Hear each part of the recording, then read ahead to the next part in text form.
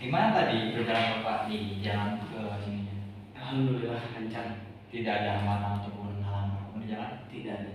Alhamdulillah. Sebelumnya ini Bapak melakukan konseling yang pertama ataupun sudah melakukannya? Sebelumnya belum pernah. Ini baru yang pertama kalinya. Oh, mungkin langsung saja ya. Perkenalkan, saya Muhammad Ridha Septiana. Di sini saya sebagai konselor profesional yang akan membantu masalah-masalah yang Bapak alami ya. Gitu. Terima kasih juga sudah mau memilih saya untuk menjadi konselor untuk membantu masalah Bapak ya. Nah, sebelumnya izinkan saya buat menjelaskan konseling individual itu apa. Jadi, konseling individual itu adalah proses pembantuan yang dilakukan oleh konselor profesional di mana kita membantu konseling untuk mengentaskan masalahnya dengan tujuan agar si konseling itu mandiri ketika memilih putusannya gitu. Oke. Mungkin di situ juga saya selaku konselor dibebani atau memiliki asas-asas, di antaranya itu asas kerahasiaan, kesukarelaan, keterbukaan, kekinian, dan kemandirian. Nah, jadi Bapak jangan takut ketika Bapak bercerita karena kami sudah memiliki asas dan saya harus mengemban itu ataupun mengamanahkan asas itu. Oke? Mungkin langsung saja, Bapak selama ini sedang merasakan apa ataupun punya masalah apa yang mungkin bisa diceritakan sekarang kepada saya selaku konselor? Mungkin hanya ini saja. Saya memiliki masalah ketika di kampus ya. Ketika di kampus itu kadang saya merasa gimana ya, kayak kurang serak sama salah. Kadang ada aja yang dosen yang dia bertindak semaunya gitu kan, bertindak semaunya. Seperti contohnya ketika UAS, mahasiswa diminta untuk menjawab pertanyaan sesuai apa yang telah ia ajarkan dan sesuai materi yang ada di dalam buku yang telah kita pelajari. Itu tidak boleh ada satu kata pun ataupun satu kalimat yang tertinggal. Itu. Sedangkan kita selaku mahasiswa memiliki akal, memiliki daya ingat yang kadang tidak mumpuni, tidak bisa mencakup, tidak bisa menghafal semua materi apalagi yang ada di buku tersebut. Nah, mungkin itu. Lalu kita sebagai mahasiswa merasa seperti apa ya? Merasa mungkin semacam kesal karena ya seperti itu tadi, kita kan memiliki daya ingat yang mungkin kurang. Tidak semua orang memiliki daya ingat yang betul-betul ingat gitu, bisa betul-betul membuat dia ingat terhadap materi itu. Jadi makanya terkadang kita merasa kesal. Ada pula dosen yang dia tidak pernah masuk, ya ada yang tidak pernah masuk, akan tetapi kita dibebani tugas yang betul-betul yang benar-benar sangat berat gitu. Sedangkan beliau sendiri tidak pernah masuk, tidak pernah mengajar, membimbing kita di kelas itu.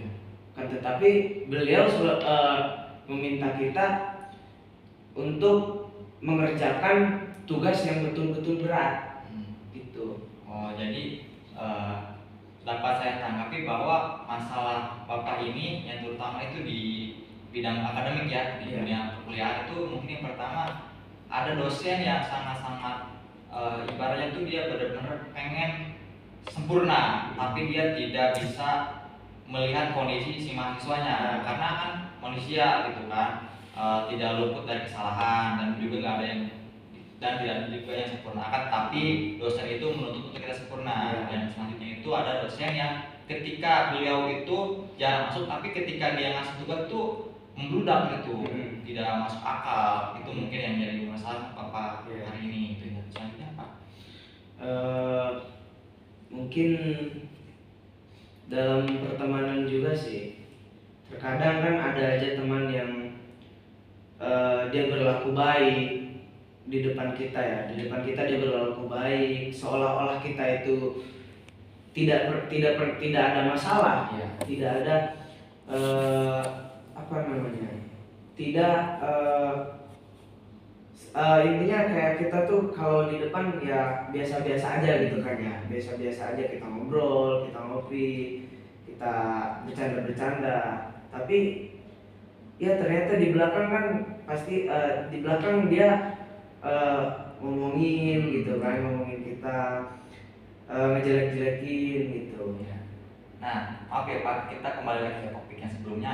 Itu gimana tanggapan Bapak terkait dosen-dosen yang terjadi di kampus saat ini gitu? Dan maksudnya hal apa yang harus Bapak lakukan ataupun inginkan ke depannya gitu? Saya berharap sih ya, kalau untuk dosen yang pertama itu yang dia selalu menuntut kita untuk sempurna ya.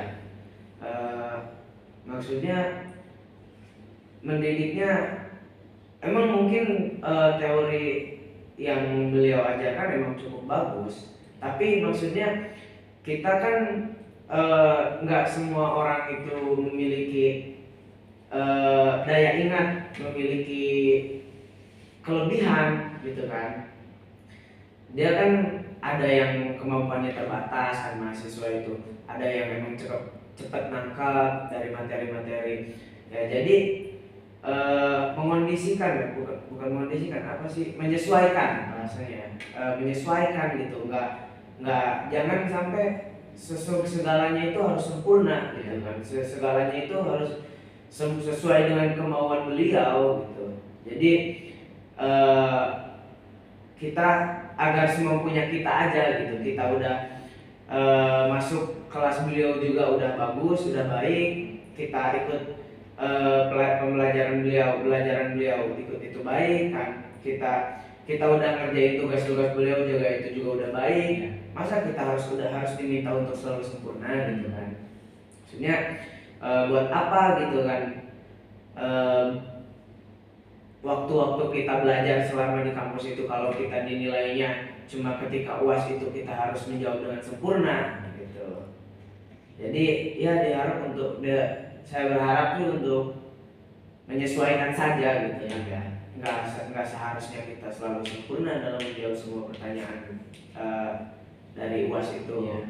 Lalu untuk dosen yang kedua yang ketika memberi tugas itu selalu membludak ya, selalu susah ya ibaratkan ya seenggaknya gitu kan, kalau emang mau beliau itu ngasih tugas yang benar-benar susah, seenggaknya beliau juga harus sudah ngasih contoh gitu kan ya, ngasih ilmu lah, ngasih pengetahuan, ini harusnya kayak gimana, ini harusnya gimana. Sedangkan ini aja beliau aja kan masuk nggak pernah gitu, masuk nggak pernah ngasih ilmu lah, ngasih pengetahuan tentang ini kan enggak, karena beliau itu nggak pernah masuk. Tapi ketika ada tugas, beliau mintanya beliau ngasihnya tugasnya yang benar-benar susah gitu kan. Kita harus nyari tahu dari mana, sedangkan kan memang ada ya dari YouTube lah, atau dari internet. Tapi kan maksudnya terkadang ada aja orang yang nggak mudah buat nangkep ilmu yang dia pelajari dari internet tersebut. Ada ya kan orang yang dia harus benar-benar bisa karena dia diajari dengan langsung gitu kan. Gitu. Nah, terus langkah selanjutnya bagaimana hal yang harus Bapak lakukan ketika Bapak menemui dosen yang seperti itu di kampus? Bapak itu harus bagaimana?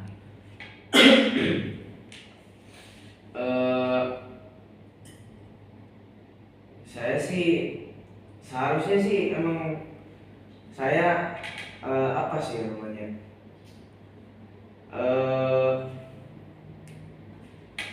menginformasikan, memberitahukan ke pihak yang berwenang seperti Kajur lah ataupun Sekjur ya.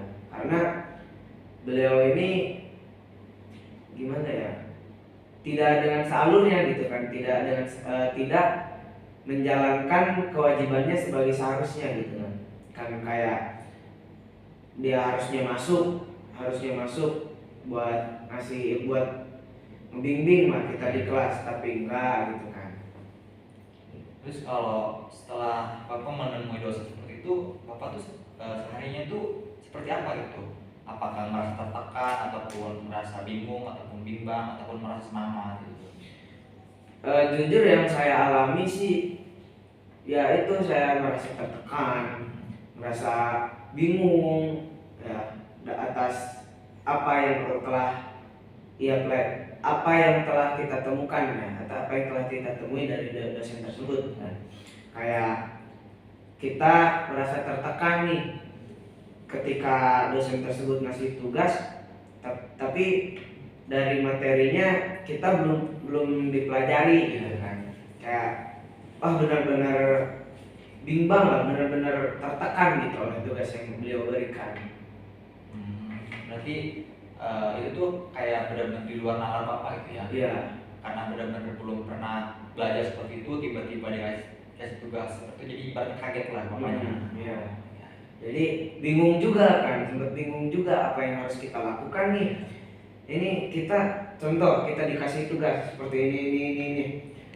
Kita ini maksudnya gimana gitu tuh. Ini kita harus ngapain, sedangkan kita aja belum paham gitu tuh kan. Gitu. Ya, ditambah lagi dosennya juga jarang masuk. Oke.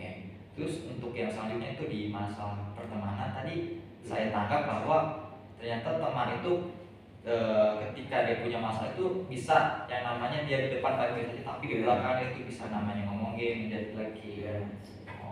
Itu tuh perasaan Bapak tuh gimana? Bagaimana setelah merasa ternyata ada teman yang seperti itu? Ya saya sih, kalau bagi saya sih ya cukup tahu aja gitu tuh. Oh ternyata ada gitu loh teman yang kayak gini. Jadi ya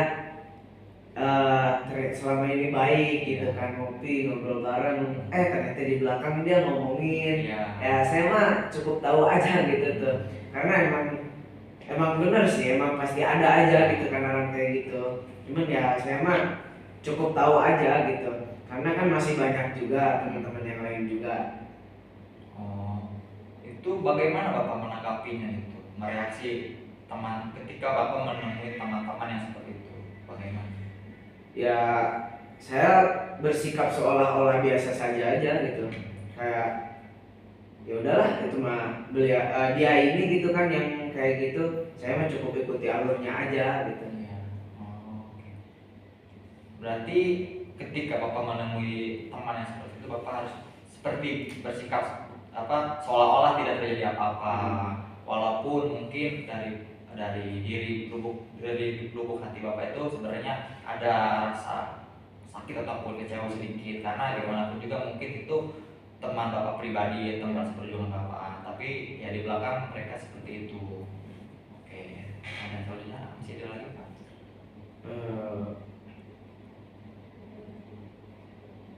Mungkin dari ekonomi aja ya. Dari uang ya itu benar-benar itu mah. Kayak kita terkadang ada di satu posisi kita benar-benar down, kita nggak punya uang, nggak punya apa-apa gitu kan. Kita bingung harus ngapain, kita mau makan kita susah, sedangkan kan kita untuk lauk harus beli kan, apa-apa harus beli gitu. Jadi terkadang kita susah untuk mengatur keekonomian itu di era sekarang ini lah ya. Karena kan selaku mahasiswa ya banyak pengeluaran, sedikit pemasukan. Iya. Kan? Dari mana lagi kan pemasukannya ya, dari orang tua aja juga kan dapatnya, sedangkan pengeluaran ini banyak gitu. Jadi kadang kita keteteran gitu ya, memikirkan keekonomian, memikirkan uang untuk biaya hidup kita di sini selama di sini gitu kan selama kuliah ini. Kadang ya itu tadi kita punya banyak kebutuhan tapi ternyata uang udah habis gitu. Itu pertanyaannya bagaimana Bapak menghadapi situasi seperti itu di mana Bapak benar-benar sangat membutuhkan uang, tetapi uang ibaratnya tinggal sedikit lagi dan tidak cukup untuk waktu yang lama.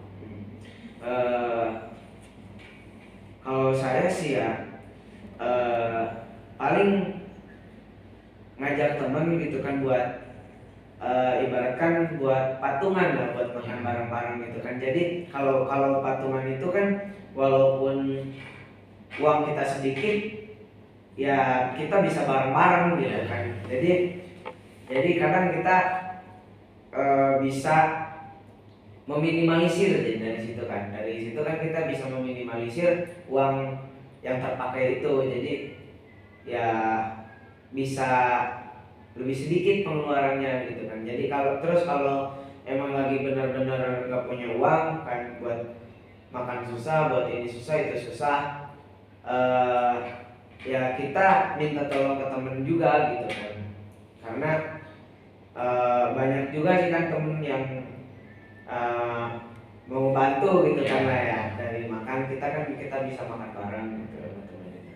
Oh, jadi alhamdulillah kita maksudnya ketika Bapak berada di posisi seperti itu masih ada teman-teman yang care, yang setia ataupun perhatian untuk membantu Bapak dalam kondisi itu, walaupun Bapak secara materi memiliki kekurangan atau masih memiliki kebutuhan yang harus lebih, akan tetapi kondisi realitasnya itu tidak seperti itu.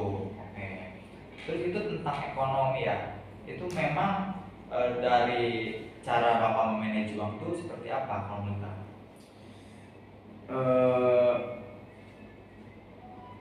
Gimana ya? Saya tuh kadang emang belum terlalu bisa ya dalam memanage uang itu.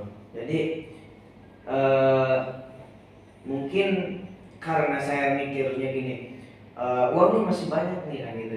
Kadang orang itu kalau memiliki uang yang banyak, dia banyak yang pengen dia punya gitu kan. Jadi karena mikir uangnya masih banyak, beli inilah beli itulah gitu tuh. Jadi dari situ kita kurang gitu memanage uangnya. Harusnya kan kita membeli keperluan kita aja gitu kan, kebutuhan. Tapi kadang ya karena mikir itu tadi, karena uang banyak, jadi ini itu dibeli gitu. Jadi masih kebawa nafsu lah ya, kebawa nafsu. Ketika dapat uang sedikit ataupun uang lebih, bawahnya pengen belanja ini belanja itu gitu ya. Wajar sih manusia gitu kan. Terus masih tentang ekonomi itu, memang kalau boleh tahu nih dari keluarga Bapak itu tuh Bapak dikasih uang jajan itu selama sebulan ataupun berapa sekali gitu? Kalau saya sih biasanya 2 minggu ya. 2 minggu itu dikasih kadang 300, kadang 500. Itu kadang lebih banyak kecukup apa lebih banyak kekurangan? Lebih banyak sih kekurangan sebetulnya. Iya. Dan itu mungkin Bapak habiskan ataupun Bapak pakai uang itu untuk apa aja? Ya paling kayak buat kebutuhan sehari-hari sih, yang lebih ininya kayak ke rokok gitu kan, buat makan. Mungkin yang lebih besar sih pengeluarannya mungkin dari rokok tersebut gitu. Emang Bapak ini sudah secanggih itu terhadap rokok? Ya, saya candu sih ya. Jadi hampir 90% uang yang Bapak miliki atau uang yang Bapak dikasih dari orang tua itu dihabiskan untuk rokok. Emang rokok itu dapat berbuat apa gitu? Dapat membuat fiktif apa ke Bapak? Mungkin hanya ketenangan aja sih dari rokok. Oh, jadi ketika Bapak misalkan lagi dalam posisi bingung ataupun dalam posisi masalah stres itu kuncinya itu obatnya itu rokok. Walaupun si rokok ini merupakan salah satu pengeluaran yang paling besar dalam keuangan Bapak lah. Jadi gimana ya Kak, kalau ya namanya orang candu ya, kadang makan itu dikesampingkan gitu kan demi rokok itu. Iya. Mungkin itu juga salah satu dari kesalahan kan ya. Iya. Harusnya kan yang harus lebih utamakan itu kan yang pokok itu makan gitu. Cuman kadang kalau saya punya uang sedikit nih, contoh punya uang 10.000, nah kadang saya lebih mementingkan beli rokok gitu daripada beli makan. Oh berarti rokok tuh memang sepenting itu Iya, daripada iya. yang lain gitu kan. Tapi Bapak sadar nggak sih kalau misalkan ternyata itu rokok ini merupakan salah satu pengeluaran besar saya gitu dalam keuangan. Sebenarnya sih saya sadar masalah itu. Cuman ya itu tadi saya belum bisa buat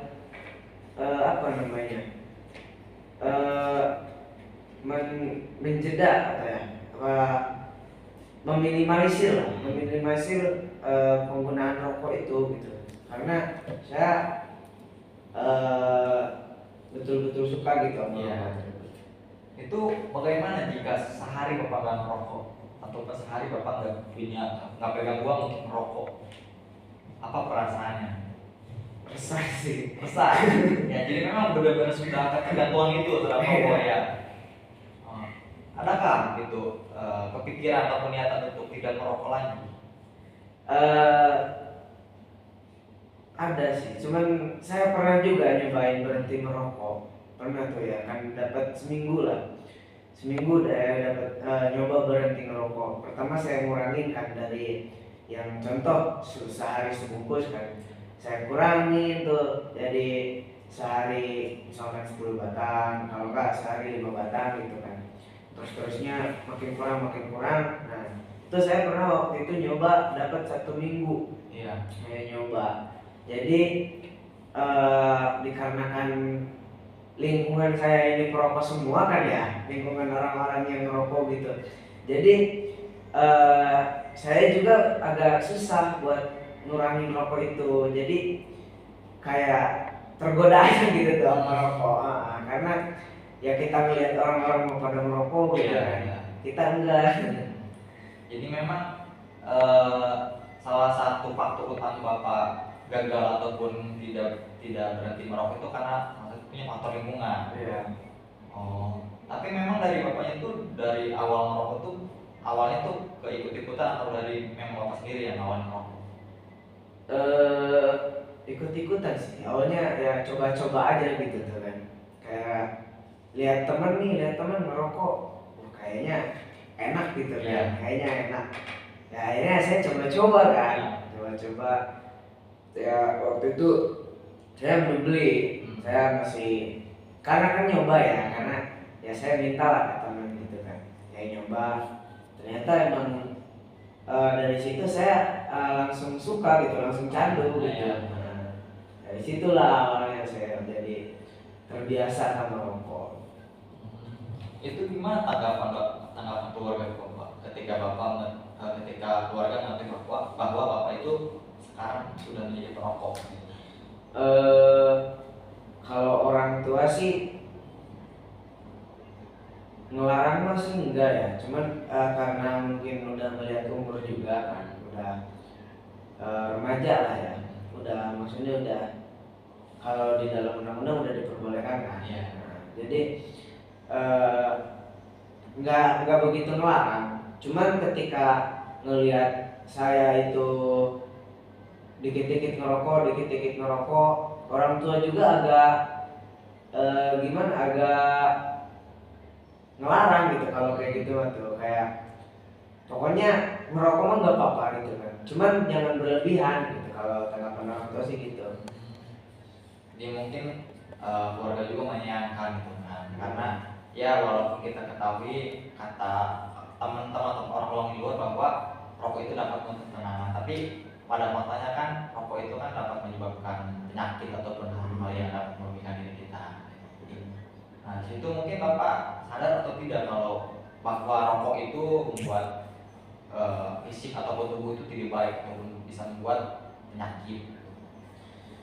Kalau untuk saat ini sih saya belum merasakan ya hal seperti itu.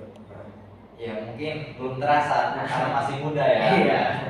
Nah, Tapi sekarang masih enak-enak kan ngerokok nih. Nah, iya. Oke, kita balik lagi ke ekonomi ya. Tadi Bapak bilang bahwa Bapak pernah memiliki ataupun merasakan masalah di mana Bapak kurang uang, dan juga Bapak ketika memiliki uang itu rasanya nafsu ingin membeli apa aja, dan salah satu pengeluaran terbesar dari uang yang Bapak miliki itu salah satunya karena faktor rokok. Selain faktor rokok, masih ada nggak yang merupakan hal yang ataupun faktor besar untuk menghabiskan uang Bapak itu? Palingnya dari bensin juga sih, bensin kendaraan ya. Ya, yang saya rasakan ya, yang saya alami sekarang ini, setelah saya memiliki kendaraan itu pengeluaran lebih banyak gitu kan, lebih cepat lah, lebih cepat terkuras gitu uang itu semenjak saya memiliki kendaraan ini ya, semenjak saya memiliki motor. Dulu pas awal-awal saya contoh dikasih uang 200 itu masih bisa gitu untuk 1 minggu ya uang 200 itu. Nah, semenjak saya punya motor ini, semenjak saya punya kendaraan, karena ya kan harus diberikan bensin juga, harus diberikan bensin ya, jadi uang 200 untuk 1 minggu itu serasa kurang gitu. Kalau boleh tahu Pak, ngekosnya itu dari rumah ataupun dari kuliah ke kos itu memang jauh? Agak jauh sih ya. Jadi menguras bensin juga lah. Iya. Karena ketika mungkin Bapak dari kos atau dari kosan ke kampus itu tidak memungkinkan jalan kaki jauh, dan juga mungkin ketika jalan kaki itu akan memakan waktu yang begitu lama. Berbeda halnya dengan ketika Bapak memakai motor. Tetapi ada beberapa kekurangan, yaitu pengeluaran Bapak merasa lebih boros ataupun lebih banyak. Selanjutnya itu masih dalam hal ekonomi ya. Itu kan Bapak ini kan di kuliah kan Pak ada yang namanya SHP ataupun bayar UKT. Nah, itu tuh Bapak kalau boleh tahu saya, Bapak itu menghasilkan ataupun uang untuk bayar UKT itu dari mana? Kalau itu sih kan orang tua saya yang punya. Jadi yang saya ketahui, orang tua saya itu untuk bayar UKT itu dia pinjam dulu, karena emang melihat dari kondisi keadaan orang tua itu kan udah nggak kerja, udah ya mau kerja susah gitu kan, mau nyari uang di mana gitu. Nah kan umur orang tua juga kan udah tua. Jadi ya kalau yang sepengetahuan saya kan ya, orang tua saya minjem dulu gitu kan. Kalau boleh tahu itu seberapa sering atau pernah beberapa kali Bapak ini mengakui bahwa orang tua Bapak ini meminjam uang untuk membayar UKT kuliah Bapak?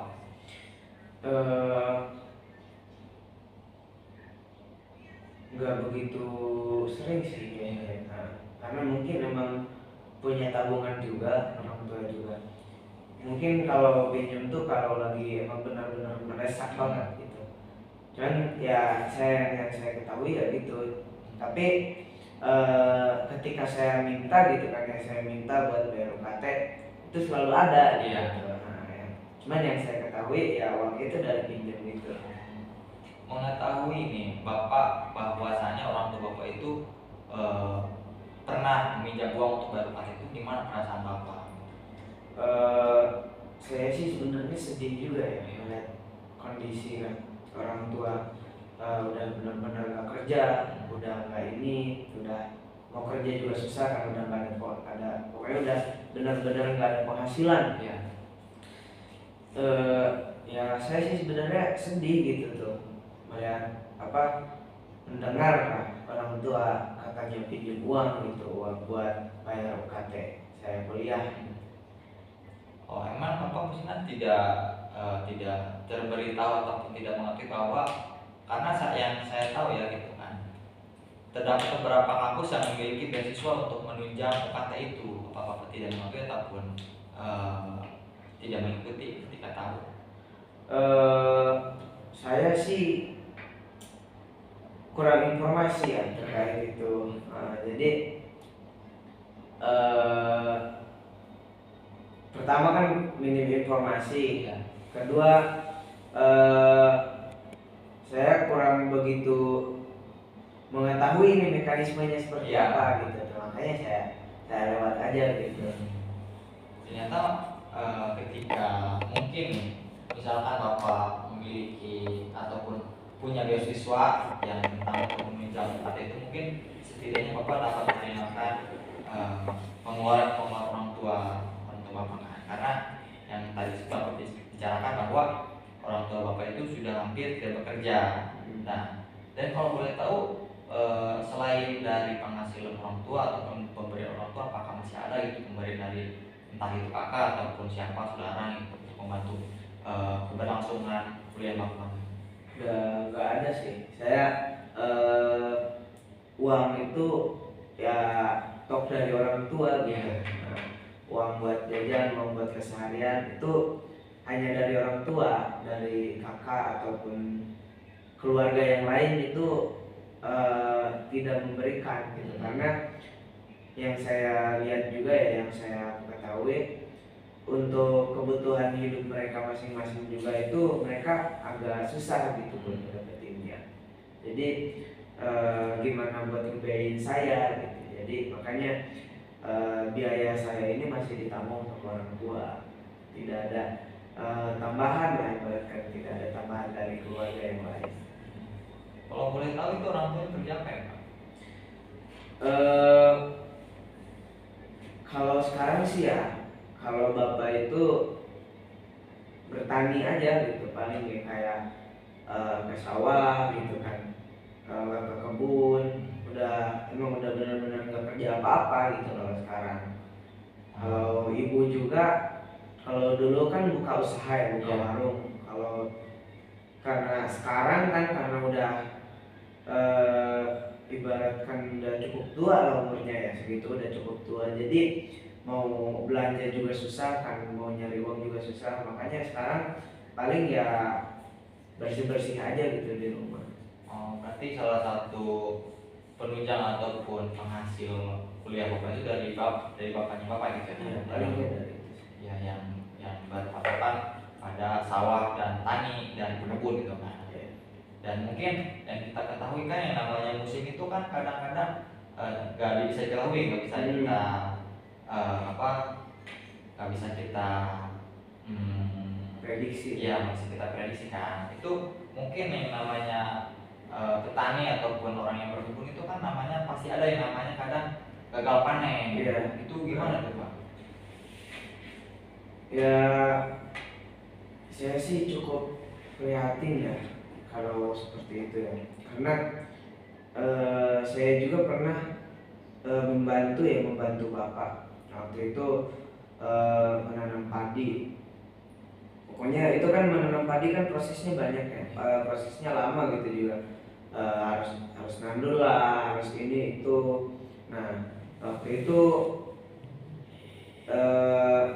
pada waktu nandul lah ya, nandul kan. Nah, itu kan harus dialiri air, pokoknya itu tanah sawah itu harus dihancurkan lah, agar lembek, agar bisa dimasukkan padi itu kan. Itu ketika di waktu nandul itu cuaca panas, jadi cuaca itu nggak turun hujan, jadi kemarau, jadi si tanah itu nggak lembek gitu, jadi susah. Akhirnya dari situ kan udah si tanah itu udah kering, pokoknya udah susah buat diurus lagi itu. Jadi akhirnya nggak diuruskan, jadi ya kasihan gitu tuh, prihatin gitu kan. Sedangkan satu-satunya pencaharian orang tua ya dari situ, dari bersawah itu kan. Jadi si padinya buat dijual, nanti uangnya dipakai gitu kan dari situ. Nah, mengetahui kondisi orang tua Bapak yang masih berfokus pada tani, yang kita ketahui bahwa kadang ketika bertani itu musimnya tidak menentu. Apakah ada hal yang dalam pikiran Bapak untuk melakukan apa ataupun untuk membantu meringankan pengeluaran orang tua gitu Pak? Eh, Kalau untuk sekarang ini saya belum berpikir ke situ ya. Saya belum berpikir ke mencari atau bekerja gitu ya, untuk bekerja. Karena eh, saya ini oleh orang tua hanya difokuskan untuk belajar dulu gitu. Karena orang tua itu meminta saya, menuntut saya untuk belajar, belajar dan belajar gitu. Jadi makanya saya belum sedikit pun belum berpikiran untuk bekerja gitu. Dan saya juga kadang kalau emang mau kerja saya mikir, sedangkan di zaman di zaman sekarang ini kan kerja susah ya, Ya. nyari kerja susah, dan saya juga bingung gitu mau kerja apa. Oh, tapi pernah ada gitu Bapak punya pikiran tentang kondisi orang tua Bapak yang pada tani sedangkan penghasilannya tidak seberapa gitu kan? Ada beban pikiran gitu. Sebenarnya ada sih kalau ke situ ya. Saya juga dulu eh, pas awal mau kuliah kan ya, kan sebelum kuliah itu ada informasi UKT kan, harus membayar UKT terlebih dahulu. Saya di situ memiliki perasaan bimbang. Ya. Nah, bimbang antara saya lanjut kuliah atau saya kerja. Nah, saya bimbang. Kalau saya kuliah, saya bingung kan ya. Itu sedangkan uang UKT besar kan, itu bayar UKT itu dari mana kan, sedangkan orang tua juga waktu itu posisi uangnya cuma sedikit kan ya, uang cuma sedikit. Akhirnya saya bimbang antara memutuskan antara kuliah ataupun kerja. Sedangkan kalau kerja juga saya nggak tahu gitu kan mau kerja apa. Mau kerja kan susah. Akhirnya saya kan ngobrol-ngobrol juga sama orang tua, bahkan konsultasi lah sama orang tua, ini baiknya gimana. Tapi orang tua itu selalu menuntut saya untuk mengambil kuliah ini gitu. Selalu menuntut saya untuk belajar gitu.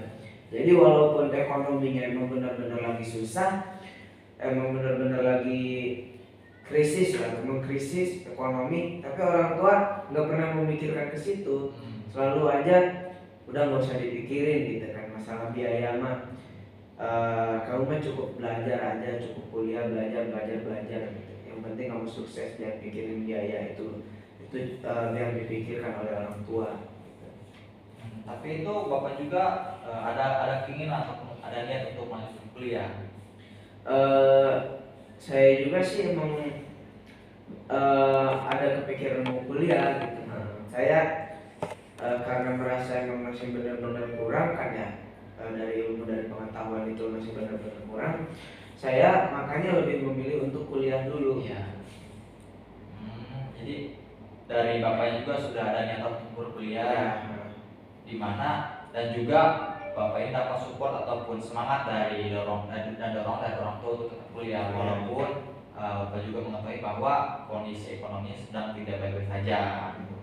Terus hal yang seharusnya Bapak lakukan itu seperti apa ketika Bapak ada niatan untuk tetap lanjut kuliah walaupun orang tua sudah tidak semaksimal dulu? Apakah ada tujuan atau hal yang Bapak capai ke depannya gitu kan? Untuk sekarang sih ya, saya cukup mengikuti alurnya aja sih. Maksudnya karena orang tua kan udah bener-bener ngebiayain, uangnya bener-bener susah kan nyarinya. Jadi saya di sini harus bener-bener giat, kan harus bener-bener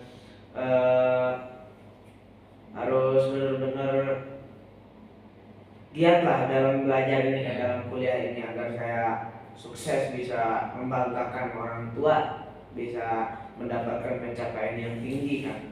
Dan kan kayak biar saya membalas nih jasa orang tua itu. Oh, berarti Bapak ini masih memiliki semangat yang kuat dan tekad yang kuat untuk meraih cita-cita lah ibaratnya, untuk juga membuat bahagia orang tua dan juga untuk membantu seorang baik. Oke. Selanjutnya itu masih terkait ekonomi kan, karena tadi Bapak bilang Bapak tadi memiliki pengeluaran yang lebih besar daripada pemasukan, di mana orang tua Bapak masih masih memiliki banyak keperluan lah, yang dimana Bapak juga merupakan salah satu faktor pengeluaran terbesar dari mereka. Nah, terus hal apa gitu yang dapat Bapak lakukan gitu kan, ketika nih Bapak sudah memiliki ekonomi yang baik dan orang tua yang baik, terus pengeluaran Bapak juga sudah tercukupi. Paling saya lebih memanage pengeluarannya itu sih. Jadi kalau udah emang benar-benar tercukupi semuanya, saya harus belajar dari masa lalu yang sudah saya harus belajar dari masa lalu lah ya, karena agar si uang itu tidak lebih boros lagi gitu kan, harus lebih di manage uang pengeluarannya itu. Kalau boleh tahu kan Bapak tadi bilang kuliah ya. Nah, di kuliah itu kuliah apa Pak?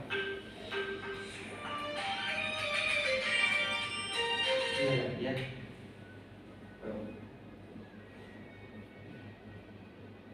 Di kampus ya.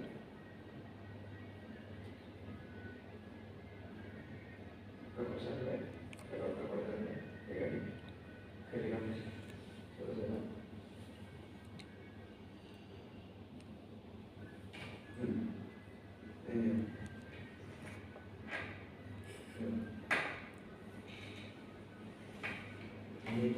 Oke, kita lihat ya.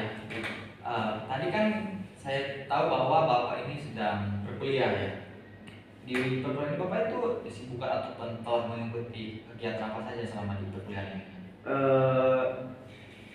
Saya sih mengikuti organisasi juga kan di kampus itu, di perkuliahan, kayak agar kan kuliah itu kan yang saya alami dari kuliah itu belajar tugas itu kan.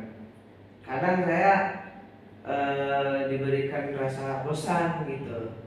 Jadi kayak kalau ketika nggak ada tugas, ketika benar-benar kosong gitu lah di kosan, saya merasa bosan gitu kan. Jadi makanya saya ikut organisasi buat menyibukkan diri gitu. Oh, jadi ibaratnya organisasi ini merupakan tempat bermain untuk Bapak gitu kan? Iya. Bapak merasa stres ataupun kesepian gitu kan? Karena kan di organisasi juga kita nggak cuma dapat teman kan, nggak dapat relasi, kita juga dapat ilmu pengetahuan dari organisasi itu kan. Jadi kita diajarkan tentang ini itu gitu kan. Jadi saya pribadi jadi nggak terlalu bosan, ilmu dapat, teman juga dapat gitu. Oke. Mengingat waktu kita kan tadi sudah sesuai kesepakatan kita melakukan konseling ini selama 30 menit ataupun lebih gitu kan ya, maksimal 1 jam. Gimana perasaan Bapak yang ketika kemarin Bapak memiliki masalah ataupun hal-hal yang ingin ceritakan kepada saya, apakah merasa sekarang lebih tenang ataupun lebih legowo ataupun gimana? Yang saya rasakan sih sekarang ya jadi lebih tenang aja sih. Ya. Jadi beban pikiran juga udah nggak terlalu berat Ya. karena saya udah menceritakannya gitu. Oke, mungkin itu saja konseling kita kali ini. Semoga kita masih bisa menjauhkan silaturahmi, dan juga Bapak ketika Bapak memiliki masalah jangan sungkan-sungkan untuk menghubungi saya lagi. Ya. Oke, makasih ya Pak. Ya. Kurang lebihnya mohon maaf. Saya Dilan, cukup pamit diri ya. Terima kasih ya. Iya, berapa menit sih?